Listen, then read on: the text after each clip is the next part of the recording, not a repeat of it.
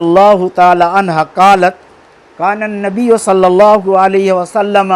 یعتکف العشر الاواخر من رمضان حتی توفاہ اللہ ثم اعتکف ازواجہ من بعدہ، رواہ البخاری والمسلم۔ حضرت عائشہ صدیقہ رضی اللہ تعالیٰ عنہ بیان فرماتی ہیں کہ اللہ کے رسول صلی اللہ علیہ وسلم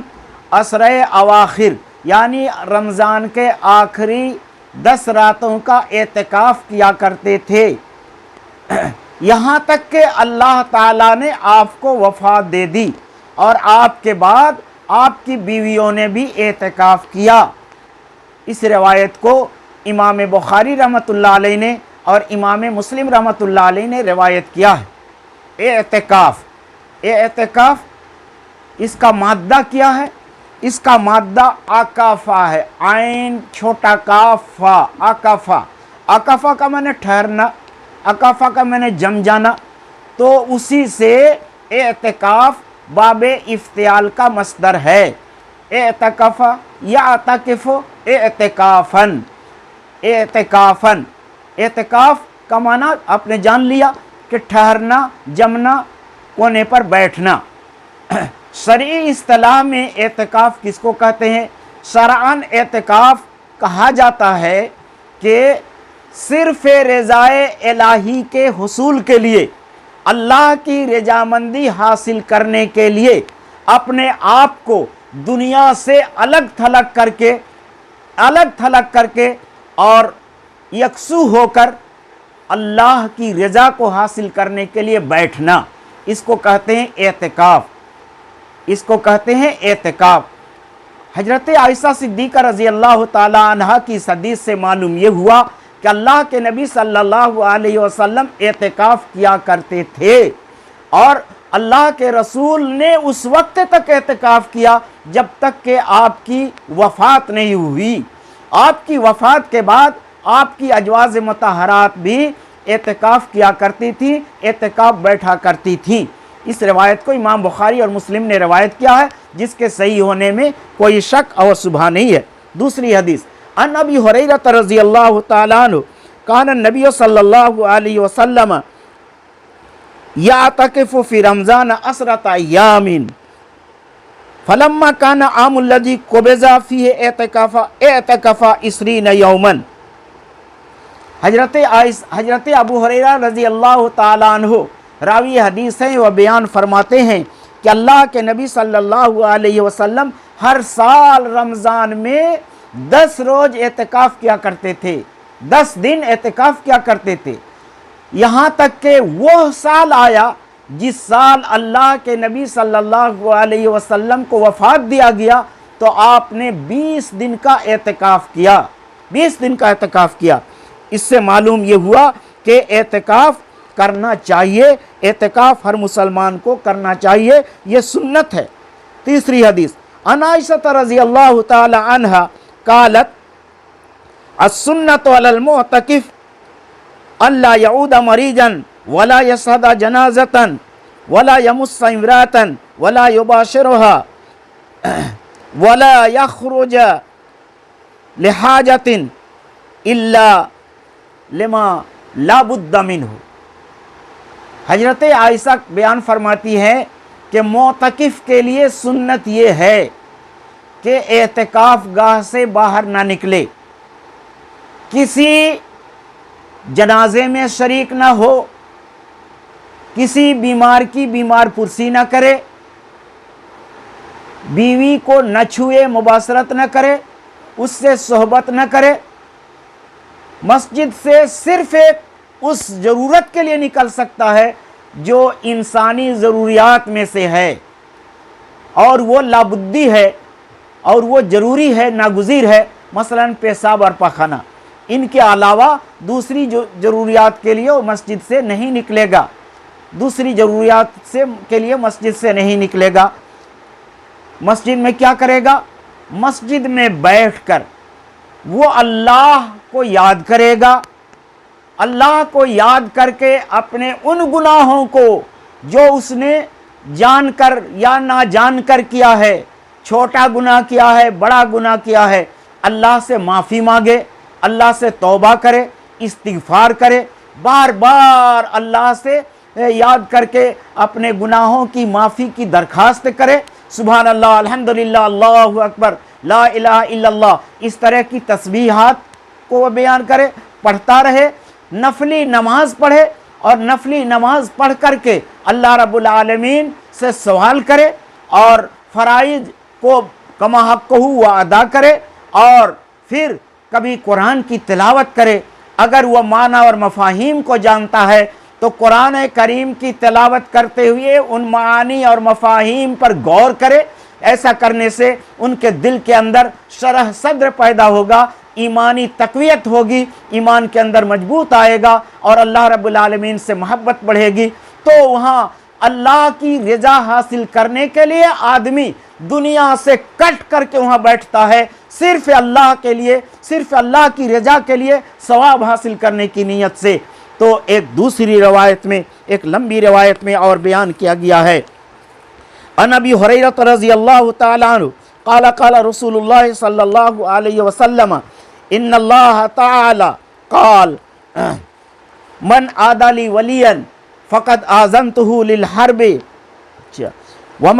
ومن تقرب إلي عبدي بشيء أحب إلي مما افترضته عليه وما يزال عبدي يتقرب إلي بالنوافل حتى أحبه فإذا أحببته كنت سمعه الذي يسمع به وبصره الذي يبصر به ويده الذي يبطش بها ورجله الذي يمشي بها وإن سأله لأعطينه ولئن استعاذني لأعيذنه رواہ البخاری۔ حضرت ابو ہریرہ رضی اللہ تعالیٰ عنہ راوی حدیث ہیں، وہ بیان فرماتے ہیں کہ اللہ کے نبی صلی اللہ علیہ وسلم نے ارشاد فرمایا ہے، جو شخص میرے کسی ولی سے دشمنی کرے گا، جو شخص میرے کسی ولی کو نقصان پہنچائے گا، تکلیف پہنچائے گا، میں ان سے اعلان جنگ کرتا ہوں، میں ان سے میری جانب سے اعلان جنگ ہے۔ جس نے میرے ولی کو تکلیف پہنچایا تو میں ان سے اعلان جنگ کر رہا ہوں کہ اس سے مجھے تکلیف ہوئی، میرے ولی کو اس نے ستایا، اس سے میری تکلیف ہوئی۔ اور آدمی فرائض کے ذریعہ میرا تقرب حاصل کرنا چاہتا ہے اور میرا قریب ہونا چاہتا ہے، اور وہ فرائض کی ادائیگی میں کوشاں رہتا ہے اور کوشش کرتا رہتا ہے، تو میں نے ان پر فرائض واجب کر دیے ہیں ان کو پورا کرنے کے لیے ہر وقت تیار رہتا ہے۔ تو جب وہ ایسا کرتا ہے تو میں ان کا قریب ہو جاتا ہوں فرائض کے ذریعہ۔ جب وہ مجھ کو قریب کرنا چاہتا، مجھ سے قریب ہونا چاہتا ہے تو میں ان کو قریب کر لیتا ہوں۔ اور جب اس کے ساتھ ساتھ وہ نوافل کی ادائیگی میں کوشش کرتا ہے، نوافل کی ادائیگی میں کوشش کرتا ہے، مثلا قیام اللیل کرتا ہے، تہجد کی نماز پڑھتا ہے، چاشت کی نماز پڑھتا ہے، عصر سے پہلے، ظہر سے پہلے اور ظہر کے بعد وہ نماز پڑھتا ہے، مغرب کے بعد نماز پڑھتا ہے، عشاء کے بعد وہ نماز پڑھتا ہے، فرض نماز کے بعد، اور فجر کے فرض نماز سے پہلے وہ نماز پڑھتا ہے، سنن کی ادائیگی کرتا ہے، نوافل کی ادائیگی کرتا ہے، تو اس کے ذریعہ میرا تقرب کرتا ہے نوافل کو ادا کر کے۔ تو ایسا ہو جاتا ہے کہ میں ان کا کان ہو جاتا ہوں، جس کان سے وہ سنتا ہے، میں ان کی آنکھ بن جاتا ہوں، جس آنکھ سے وہ دیکھتا ہے، میں ان کا ہاتھ بن جاتا ہوں، جس ہاتھ سے وہ پکڑتا ہے، میں ان کا پیر ہو جاتا ہوں، جس پیر کے ذریعہ وہ چلتا ہے۔ اگر وہ مجھ سے سوال کرتا ہے تو میں اس کے سوال کو پوری کرتا ہوں، اگر مجھ سے پناہ مانگتا ہے تو میں اس کو ضرور پناہ دے دیتا ہوں۔ اس سے معلوم یہ ہوا کہ اس حدیث سے معلوم یہ ہوا کہ فرائض کی ادائیگی کے ساتھ ساتھ نوافل کی ادائیگی سے اللہ کی قربت حاصل ہوتی ہے، اور اللہ رب العالمین ان کے لیے ہر چیز مہیا کر دیتا ہے۔ پناہ مانگتا ہے تو اللہ اس کو پناہ دے دیتا ہے، گناہوں سے معافی مانگتا ہے تو اللہ اس کو گناہوں سے معافی دے دیتا ہے، اگر کسی ضروریات کا وہ سوال کرتا ہے تو اللہ رب العالمین ان کے سوالات کو پوری فرما دیتا ہے۔ اللہ نے یہ بالکل اللہ کے یہ حدیث قدسی ہے، اللہ کہتا ہے من عادی لی ولیا فقد آذنتہ بالحرب، جس نے میرے ولی سے دشمنی کی، ان کو تکلیف پہنچایا تو میں ان سے اعلان جنگ کرتا ہوں، میں یعنی میرا وہ دشمن بندہ ہے، میں اس سے دشمنی رکھتا ہوں، وہ میری محبت کو کبھی حاصل نہیں کر سکتا۔ تو یہ روایات اس بات پر گماز ہیں، اس بات کی دلیل ہیں کہ اعتکاف کرنا چاہیے۔ اللہ کے نبی صلی اللہ علیہ وسلم نے اعتکاف کیا، آپ کے بعد آپ کی بیویوں نے اعتکاف کیا، صحابہ کرام نے اعتکاف کیا، ائمہ دین نے اعتکاف کیا، تابعین نے، تبع تابعین نے اعتکاف کیا۔ یہ ایک مشروع عمل ہے، مسنون عمل ہے، اعتکاف کرنا چاہیے، اس میں بڑا ثواب ہے اور لیلۃ القدر کی فضیلت ان کو حاصل ہو سکتی ہے، تو اعتکاف کرنا چاہیے۔ اعتکاف کا طریقہ کیا ہے؟ معتکف اعتکاف گاہ میں کب بیٹھے؟ معتکف اعتکاف گاہ میں مثلا 20 رمضان ختم ہو گیا، اب 21 رمضان کی رات شروع ہو گئی، یعنی مغرب کا وقت آیا، معتکف اعتکاف کرنے کی نیت رکھنے والا نماز پڑھنے کے لیے مسجد جائے گا، مغرب کی نماز ادا کرے گا اور مسجد ہی میں رہے گا، مسجد ہی میں رہے گا، گھر واپس نہیں آئے گا۔ ان کے اپنے لیے جو اس نے اعتکاف گاہ بنایا ہے، اعتکاف گاہ میں بھی وہ نہیں اندر جائے گا، مسجد کے باہر ہی رہے گا، اللہ کی عبادت میں رات بھر لگا رہے گا، یہاں تک کہ وہ فجر کی نماز جماعت سے پڑھ لے گا۔ فجر کی نماز جماعت سے پڑھنے کے بعد وہ اپنے اعتکاف گاہ میں داخل ہو جائے گا، اور اعتکاف گاہ میں داخل ہونے کے بعد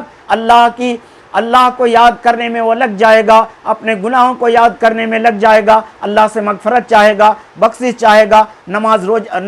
نفلی نماز پڑھے گا، قرآن کی تلاوت کرے گا۔ قرآن کی تلاوت اگر کرنا نہیں جانتا ہے تو سبحان اللہ، الحمدللہ، اللہ اکبر، اس طرح کے کلمات، اس طرح کے تسبیحات وہ پڑھتا رہے گا، اور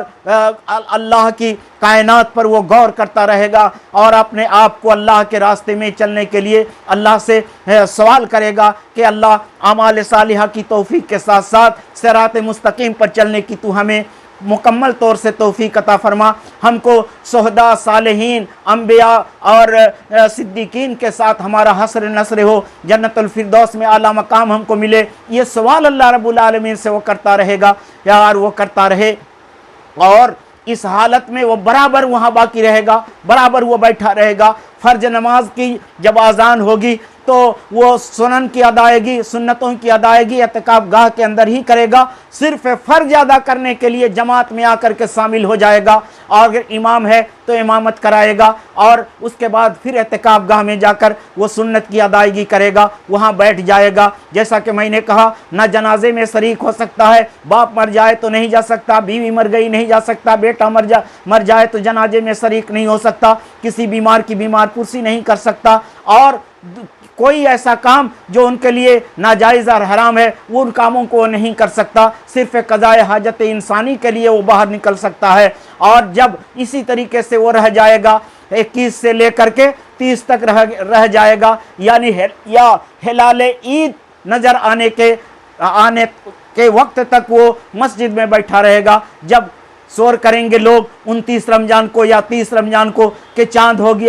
گیا، تب وہ اعتکاف گاہ سے باہر نکلیں گے اور وہیں اللہ کی یاد میں وہ لگا رہے گا۔ بڑا ثواب ہے، یہ مشروع عمل ہے، یہ مسنون عمل ہے، اس لیے اس پر عمل کرنا چاہیے۔ اللہ رب العالمین ہر مسلمان کو، مسلمان عورتوں کو اور مسلمان مردوں کو، بوڑھوں کو اس کی توفیق عطا فرمائے۔ اللہ رب العالمین ہم سبوں کو اعتکاف کرنے اور اس سے ثواب حاصل کرنے کی پوری توفیق عطا فرمائے۔ وآخر دعوانا ان الحمدللہ۔